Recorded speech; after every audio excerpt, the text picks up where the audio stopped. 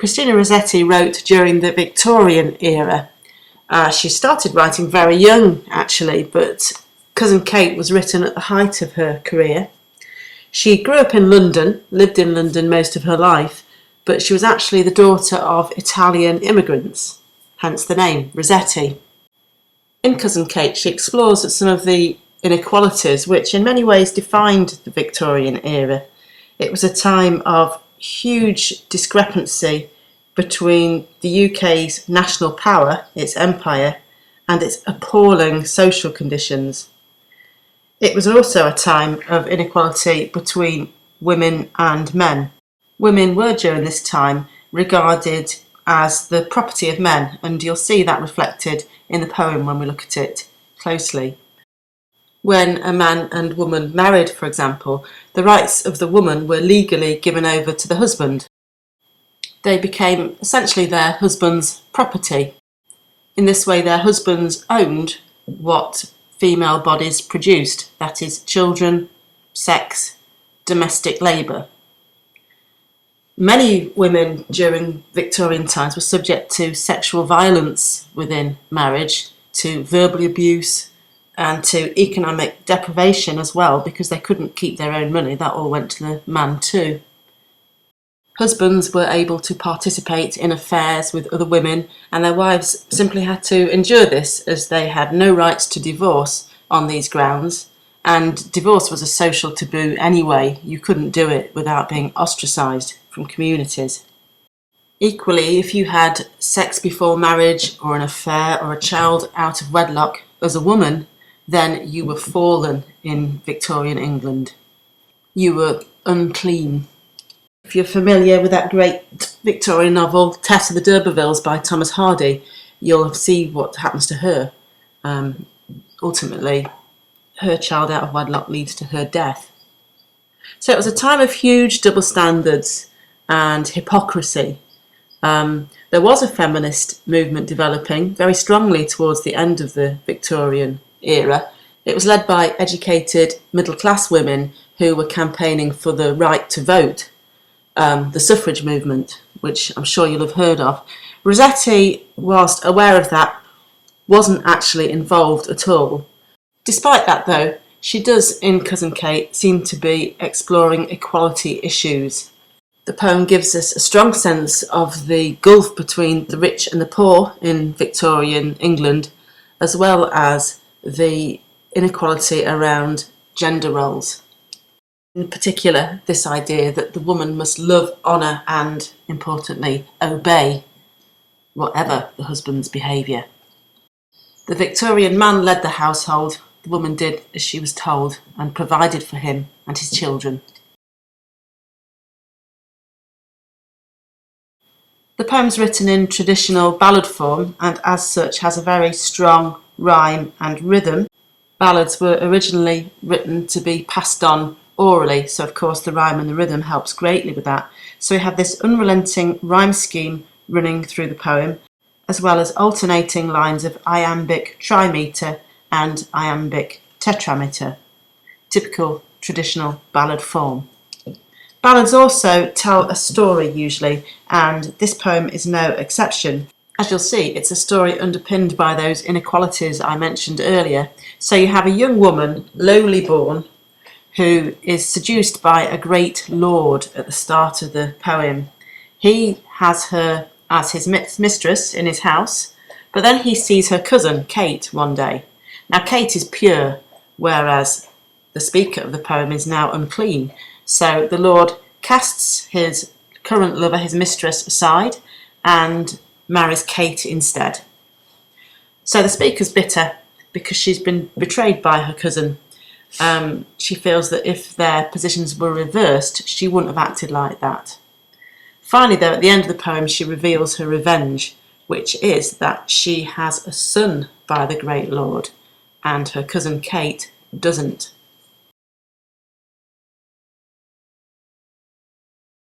As already mentioned, we're hearing the voice of the jilted lover, the mistress, in this poem. She's addressing her cousin Kate directly, using the word you. So this is a dramatic monologue, one character addressing another. The poem is structured so that she tells her story from beginning, seduction, to end, revealing that she has a child by the great lord.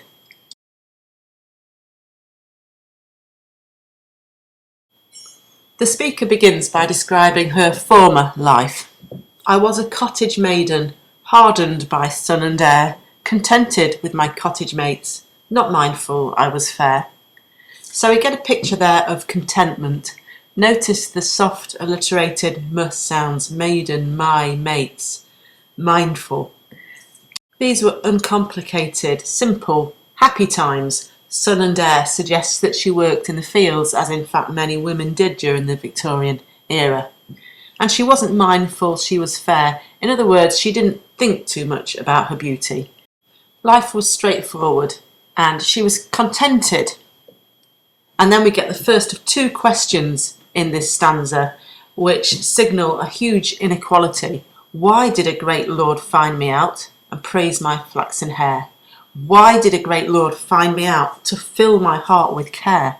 Find me out, and the repetition of that suggests that she had no power in this situation at all. It's almost as if she was hunted down by the predatory great lord. And because of his attentions, her contentment moves to care. In fact, her heart is filled with care. So these questions express her anger and confusion at the experiences that she had to endure. Wasn't looking for a new situation in life. She was happy, she was content, but the great lord took all of that away from her. The imagery in this stanza emphasises the speaker's passivity and the way she's been used.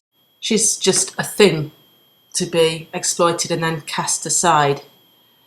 So looking at the words, he lured me to his palace home, woe's me for joy thereof, to lead a shameless, shameful life, his plaything and his love. There we even have the word thing. He wore me like a silken knot, he changed me like a glove. So now I moan, an unclean thing, who might have been a dove. Lots of references there to the Victorian double standard, the hypocrisy that I mentioned earlier. He, the great lord, is perfectly entitled to use women as he wishes, but she, because she's been used, is now an unclean thing. She's conscious that she could have been a dove. That image of dove connotes the Victorian ideal of the pure woman, the untouched woman. So he's taken that away from her, very much against her wishes. Look at the verbs, he lured me.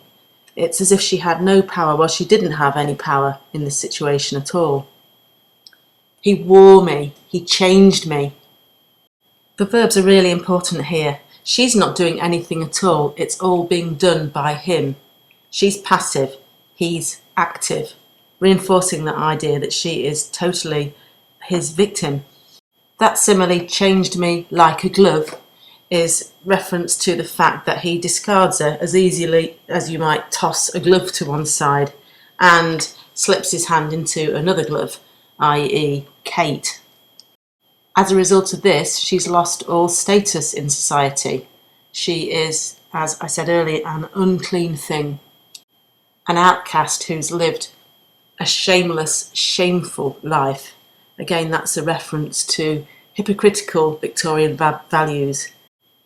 In this stanza, the speaker tells us how the great lord spotted cousin Kate, another innocent country girl, just like the speaker was once, who in his eyes was more fair than his mistress. So he watched her, he chose her, and he cast the speaker, the mistress, aside.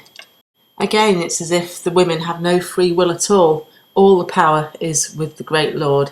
He identifies his lover and he takes her. Again, the verb's important, making the lord sound almost like a stalker. Saw her, chose her, watched her, lifted her.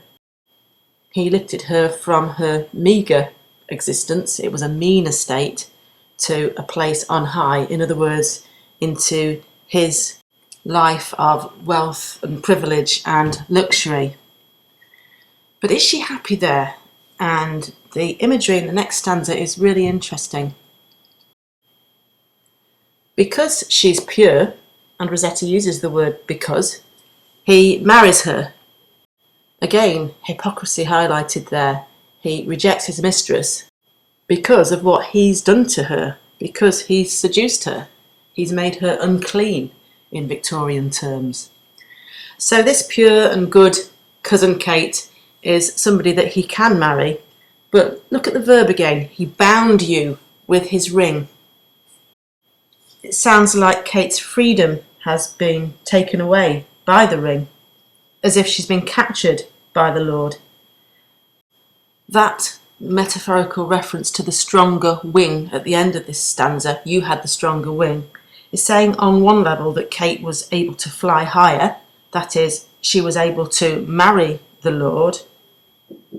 But is a bird a good thing to be? You sit in gold and sing. This makes cousin Kate sound like another of the Lord's possessions, a captured songbird. Good and pure is repeated in this stanza, and it contrasts with the speaker's status as an outcast thing. Again, that thing objectifying her. She's somebody of no value, not even any humanity, in the eyes of not just the Lord, but of society now, because she's an outcast. So I sit and howl in dust. Miserable image there. Howl is a really strong verb to describe her anguish. It's the first thing she's actually done in the poem, when you think about it. Until this point, she's had things done to her by the Lord. Contrast as well the desolation of dust, the barrenness of that, with the sun and the air of the opening stanza. Again, that reinforces the sense of loss. In this stanza, the speaker vents her fury at Kate, and readers probably feel that that's misdirected, really, because Kate in many ways is presented a victim in just the way that the speaker is. But she claims here, the speaker, that her love was true, whereas Kate's was writ in sand. In other words, there was nothing to it. And the implication of nor bought me with his land is that Kate shamefully was simply bought by the Lord. She had no feelings for him, they were writ in sand, but she was impressed by his wealth. And so it's a kind of prostitution, really, is what the speaker is suggesting. She also expresses a strong sense of betrayal. She says in the stanza that if their situations were reversed, if you stood where I stand, he'd not have won me with his love. So she wouldn't have betrayed her cousin. Indeed, in an image that really expresses her rage, she says that she would rather have spit into his face than accept his advances when clearly he was involved with somebody else. She says she simply wouldn't have done it, and she's disgusted, strong sense of disgust with Kate in this stanza. However, we now move to the final stanza and the twist. Yet I've a gift you have not got and seem not like to get. For all your clothes and wedding ring, I've little doubt you fret. My fair-haired son, my shame, my pride, cling closer, closer yet. Your father would give lands for one to wear his coronet. So cousin Kate might have the man and the wedding ring and the wealth and the luxury, but she hasn't got a child. Neither will she be conceiving any time soon from the speaker's point of view, she says, and seem not like to get. I've little doubt you fret. So gleefully she's reflecting on the fact that cousin Kate would appear to be barren, whereas she has a gift. She has the gift of a fair-haired son. In the last lines of the poem, she reflects on the fact that her son's father, the Lord, will be looking for somebody to inherit his lands. So he's going to pass them down to the speaker's son. So in the end, she triumphs over her cousin who, remember, married the Lord for his lands, in the view of the speaker at least. Cling closer, closer yet, emphasises the strength of the bond between them, and that oxymoron, my shame, my pride. So this child is the product of, in Victorian eyes, a shameful affair out of marriage, but the boy is also her pride and her triumph. He's the reason she triumphs ultimately over Cousin Kate. He's in no way a burden. He's the gift that she hasn't got. To summarise this section on imagery then, this is a poem of very contrasting images. First, images associated with rich and poor. So we have the Lord's palace home, his gold, his lands, contrasting with the mean estate and the dust of the lower class characters.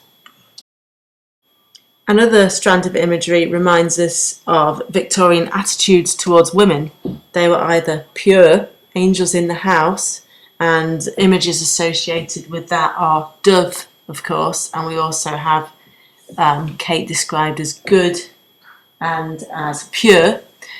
Contrasting with her is the speaker, who is an outcast thing, who is shameful. Another strand of imagery reminds us of how women are treated as objects by predatory Victorian men. So we have plaything, glove, silken knot, singing bird, all making that point. And finally, there's language, or there are verbs which emphasise the male's power, dominance, and the woman's passivity in this poem. Wore me, fooled me, won me, cast me, bought me. There's more as well if you go back. The two women are presented really as victims in this poem, acted upon rather than architects of their own misfortune.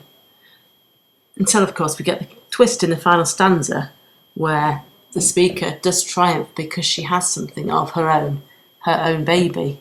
And again, verbs emphasise the importance of that. Cling to me, she says.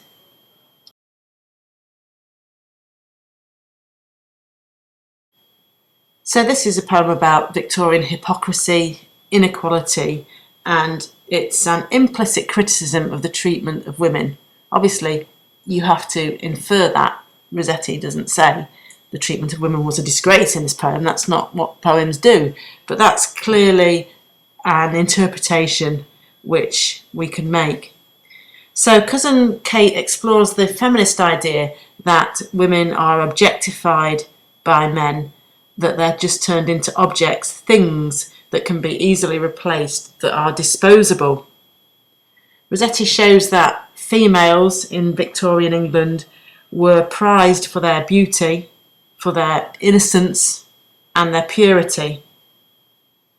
Ironically, once they'd been consumed by men, they were no longer of any worth or any value because they'd lost that essential purity. There's the double standard too, of course, isn't there, of men being free sexually to do as they wished, not to talk about it. Things weren't talked about in that way in Victorian England. But there was an understanding and acceptance in society that different rules applied to men, and certainly there'd be no sense in which they'd be outcast, like the speaker is in this poem, for any kind of infidelity or sexual adventure. Another inequality explored in the poem is that between the rich and the poor. I said right at the start of this video that the Victorian era was a time when some individuals had great wealth, factory owners and so on, during the Industrial Revolution, but it didn't trickle down, and the vast majority were exploited as workers and lived in abject poverty. In Cousin Kate, the Lord's great wealth, there's references to his palace, his lands, his gold, his riches. These things give him even more power than simply his status as a man in a male-dominated society. The speaker's anger, though, is directed at least as much to Cousin Kate as to the Lord. In fact, the you in the poem, the person the monologue is directed at, is Cousin Kate. It's not the Lord. Rossetti could be suggesting that a sense of sisterhood, which the speaker had at the start of the poem with her mates in the fields, that sense of sisterhood would have made them stronger. Rossetti suggesting perhaps that women would have been better challenging society and its values than each other